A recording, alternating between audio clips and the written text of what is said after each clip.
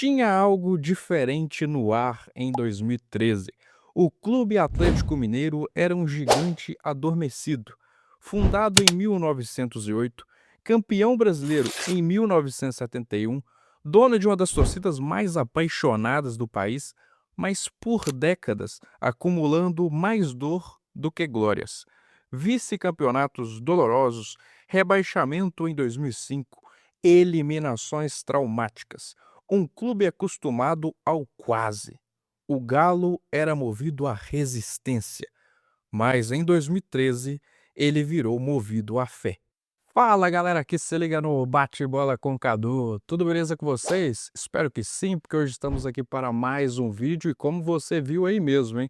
Hoje vamos falar do Galo do Atlético Mineiro de 2013, aquele ano que teve muita fé, muito caos e principalmente uma Libertadores que a equipe atleticana acabou levando. Então se você é novo por aqui, já pode chegar, deixar seu like, se inscrever no canal e divulgar para os amigos.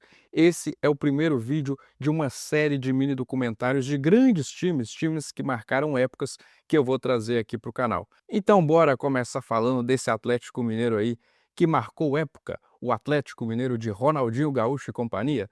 Vamos ver como tudo começou, porque em 2012 já dava indícios que seria competitivo no ano seguinte. Confere aí.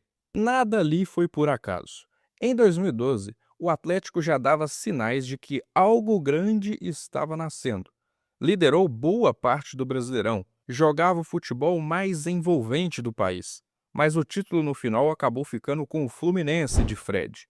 Aquela frustração não desmontou o time, pelo contrário, só fortaleceu, pois a base estava pronta. Vitor, um goleiro experiente, Hever e Leonardo Silva, líderes defensivos, Pierre, o cão de guarda, Bernard, alegria nas pernas, o João, centroavante que estava em reconstrução, e ele, Ronaldinho Gaúcho, o bruxo. Ronaldinho, aos 32 anos, não chegou como ex-jogador em atividade. Chegou como símbolo. Questionado na Europa, desacreditado por parte da mídia, ele veio do Flamengo para o Galo em 2012 e encontrou em Belo Horizonte um ambiente que o abraçou, e ele respondeu jogando o futebol mais decisivo da América e se tornando um dos maiores ídolos da história do clube. O Atlético não era apenas um bom time, era um time que acreditava. Está aí o lema da torcida, o Eu Acredito. E se é para falar de 2013, tem que falar também do Horto, porque antes do Mineirão virar palco da final, a Libertadores do Galo começou no estádio Independência. E ali nasceu o mantra: caiu no Horto, tá morto. E a equipe mineira foi imbatível jogando em casa na primeira fase. O Atlético Mineiro caiu no grupo 3 da Copa Libertadores, ao lado de São Paulo, Arsenal de Sarandi e o The Strongest. E o que parecia um grupo equilibrado virou um massacre atleticano. Uma campanha impecável. 5 vitórias, apenas uma derrota, 15 pontos. Melhor campanha geral da fase de grupos. 16 gols marcados e apenas 6 gols sofridos. Foi o melhor ataque da fase. Um jogo que mudou a percepção do continente aconteceu no Independência. O Atlético venceu a equipe argentina por 5-2, o Arsenal de Sarandi. E não foi só o placar, foi a intensidade, foi a pressão, o futebol ofensivo sufocante. O Ronaldinho em uma noite mágica. Ele deu show nesse dia. Já recebeu na área, aí o Gaúcho por cobertura.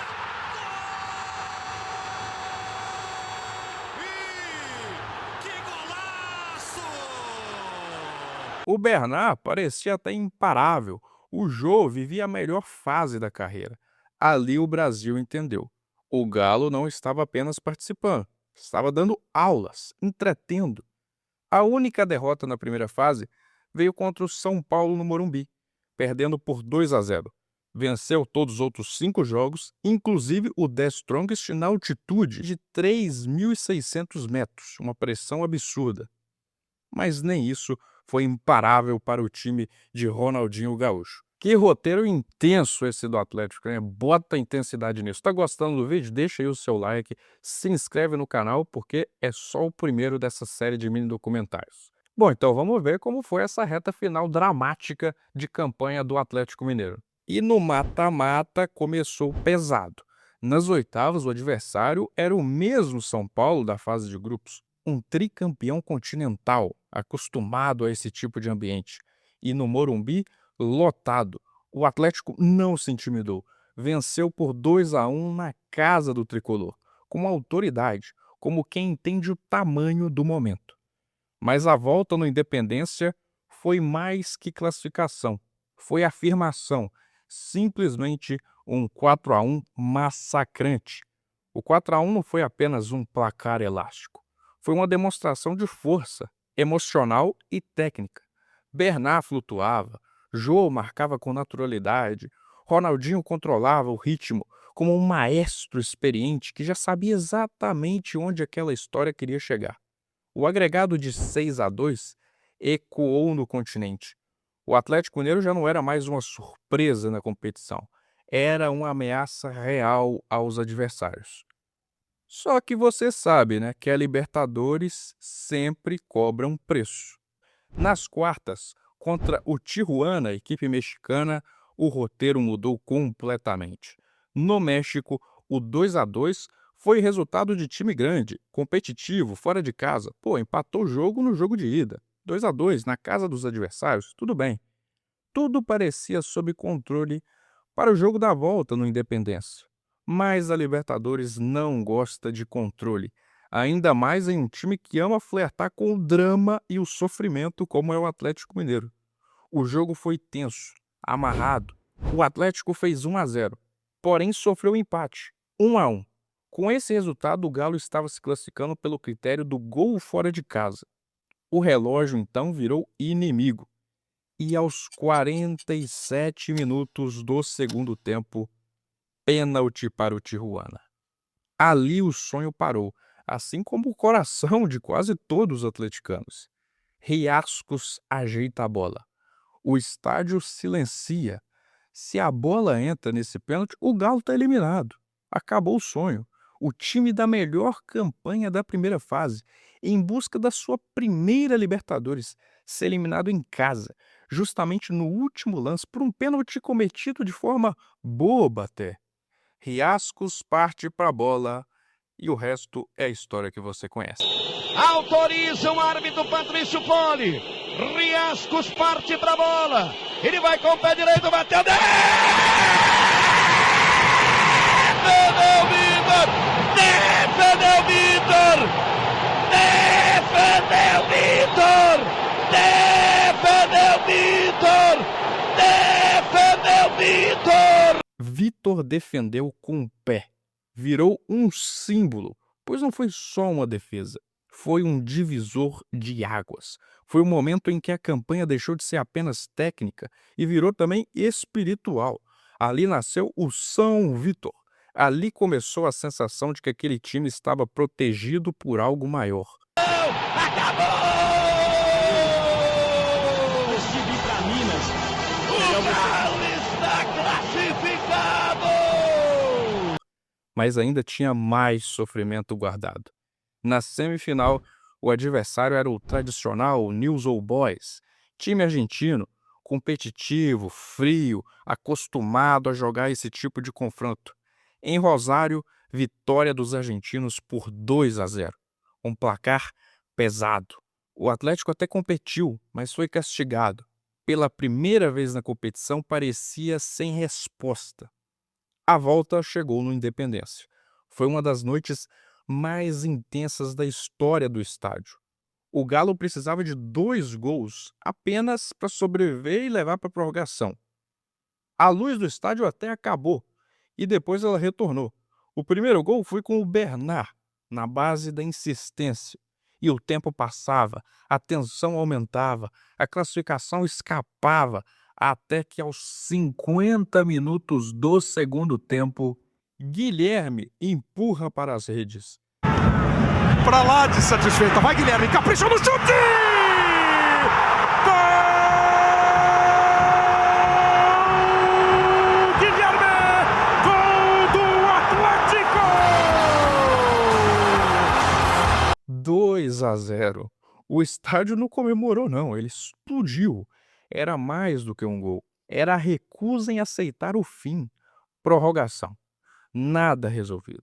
E aí, pênaltis. E adivinha? Mais uma vez, São Vítor entrou em ação.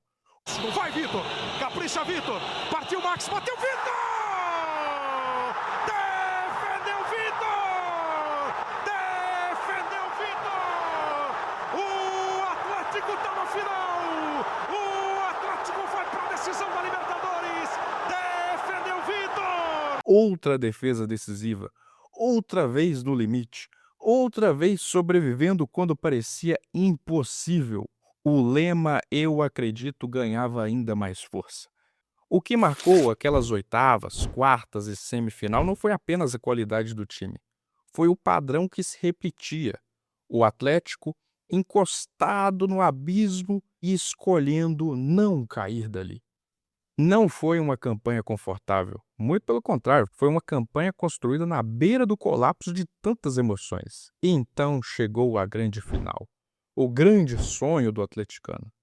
Do outro lado estava o tradicionalíssimo Clube Olímpia, tricampeão da América, camisa pesada, clube paraguaio acostumado a decidir. Não era um adversário qualquer, era um teste definitivo para saber se aquela fé resistia à última pressão. O primeiro jogo no Defensores del Chaco foi um choque de realidade. O Atlético competiu, teve a bola, tentou impor seu ritmo, mas a Libertadores não perdoa a desatenção. 2 gols do Olímpia, 2-0. Um placar que parecia cruelmente familiar, assim como na semifinal. De novo o Galo precisava de uma remontada. De novo à beira do abismo. A sensação era de déjà vu. Mas havia algo diferente. O time já tinha passado por aquilo antes. Já tinha sobrevivido a situações quase irreversíveis. Já tinha aprendido a jogar quando tudo parecia perdido. A volta agora no Mineirão. Não foi apenas um jogo. Foi um turbilhão coletivo. Mais de 60 mil vozes empurrando. A maior renda do futebol brasileiro até aquele ano. O estádio respirando junto. A tensão era palpável. Cada dividida era um grito, cada ataque uma súplica. O Atlético precisava de 2 gols. Jô fez o primeiro, no começo do segundo tempo. Centroavante de Libertadores, oportunista, decisivo. O segundo gol demorou. A aflição aumentou. O tempo vira inimigo. O relógio parecia estar acelerado. Até que, aos 41 do segundo tempo... A melhor solução, outro cruzamento. Lá dentro, cabeçada do... Leonardo pro gol!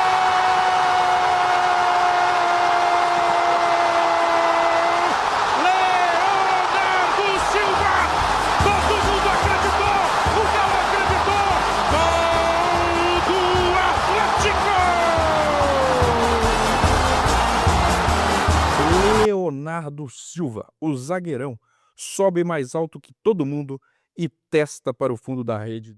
Prorrogação. E de novo, nada resolvido. Teve até escorregão do adversário com o gol aberto, mas a Libertadores de 2013 parecia determinada a levar o Atlético ao limite absoluto. Quando a disputa de pênaltis começou, já não era apenas técnica, era emocional. Era espiritual. Vitor, que já tinha sido herói antes, assume novamente o protagonismo. Não tinha como. Aquela Libertadores tinha que ser do Atlético. Vai ser de novo nas penalidades máximas. Parte Miranda, pé direito na bola. Defende Vitor!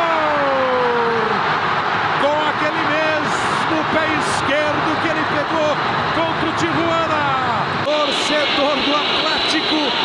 Abre o olho, partiu, Gimenez bateu pra fora! Bateu na trave! O Atlético é campeão da Libertadores 2013! Clube Atlético Mineiro! O Galo forte vingador! Foi firme, foi forte, foi pra cima, reverteu, buscou! Comemora o título, Cuca campeão da Libertadores com o Atlético!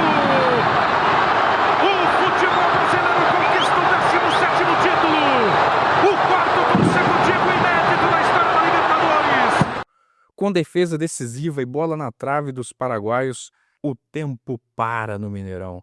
O Atlético Mineiro era campeão da Libertadores. E não era um sonho impossível, era a realidade. Catarse absurda por ali. Não foi a campanha mais tranquila, foi uma das mais dramáticas da história. E talvez seja exatamente por isso que ela é lembrada com tanto peso. Porque o Atlético não venceu atropelando do início ao fim, ele venceu sobrevivendo, acreditando. Ele venceu quando a lógica dizia que não. E 2013 não terminou ali. Em 2014 o time ainda carregava aquela aura de força mental, a confiança estava no auge. No ano seguinte o Atlético conquistou a Recopa Sul-Americana, venceu a Copa do Brasil novamente com um roteiro que também daria outro vídeo de superação, eliminando rivais históricos pelo caminho. Não era mais o clube que acumulava frustrações, era um time que sabia decidir. A Libertadores de 2013 definitivamente mudou a história do clube.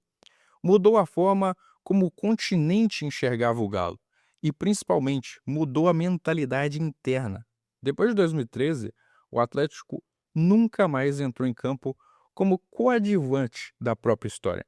Porque uma vez que você aprende a sobreviver ao caos, você nunca mais tem medo dele. E o time base daquela conquista era comandado pelo técnico Cuca, na formação comum 4-3-3, do goleiro Vitor, o São Vitor, os laterais Marcos Rocha na direita e na esquerda o Júnior César, os zagueirões Hever e Leonardo Silva, os volantes e meio-campistas Pierre Leandro Donizete e o mágico, o bruxo Ronaldinho Gaúcho, e no ataque Bernard, Diego Tardelli e Jô. Verdadeiramente um turbilhão de emoções mesmo, né? Eu, particularmente, que eu vi ao vivo, toda essa campanha do Atlético foi a Libertadores mais dramática que eu assisti, assim, o mais emocionante. Não só a final, mas toda a campanha do Atlético foi carregada de muito sofrimento, drama, e parecia que o título já estava predestinado a ser da equipe mineira. E aí, gostou do vídeo? Então deixa o seu like aí para fortalecer o conteúdo, divulga para os amigos, deixa o seu comentário aí o que você achou e, obviamente, se inscreve no canal para não perder mais nenhum conteúdo, certo? Valeu, tchau!